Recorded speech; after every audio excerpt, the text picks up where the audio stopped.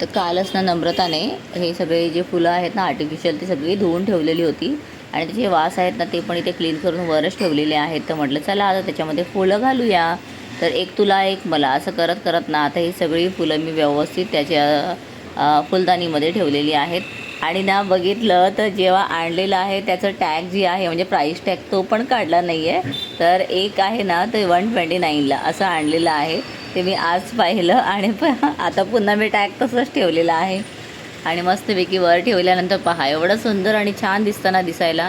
त्याच्यानंतर आता गावाहून आणलेल्या ह्या ज्या भाकऱ्या आहेत ना तर त्या भाकऱ्यांचं मस्त म्हटलं की चला आता आपण जसं मसाला पापड बनवतो ना तसा बनवून खाऊया. म्हणून एक म्हणजे पापड म्हणते.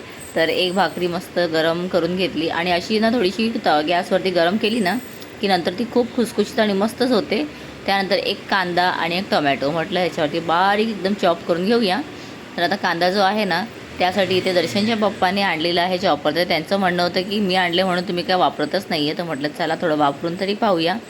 आणि तेवढं काही खास वाटलं नाही पण ठीक आहे. आता इथे मस्त ना माझ्याकडे चाट मसाला आहे तो घातला. त्यानंतर पाहू शकता अगदी भारी आणि मस्तच वाटतो आहे असा मसाला भाकरी. तर नम्रताला पण देते. तर नमा मस्त तिचं ना नॉवेल आहे ते वाचत बसलेली. तिला म्हटले की चल तू पण खाऊन घे मी पण थोडं खाते. आणि खरंच एवढं भारी आणि मस्त होतं. पण नमाला ना त्याच्यामध्ये अजून थोडीशी टेस्ट हवी होती. तर तिने म्हटलं की मम्मी थोडंसं लाल तिखट वगैरे पण टाकूया. म्हटलं चलो ठीक आहे. आणि त्यानंतर इथे आलू भुजिया होते ते सुद्धा तिने टाकायला घेतले. त्यामुळे तर ना मी सांगते अजून एवढं भारी आणि अप्रतिम वाटलं. फर्स्ट टाईम केलेलं आहे पण टेस्ट एकदम भारी झाली. नेक्स्ट टाईम ना आता आलू भुजिया नक्की टाकेन. सो चला अशा प्रकारे मस्त एन्जॉय केलं.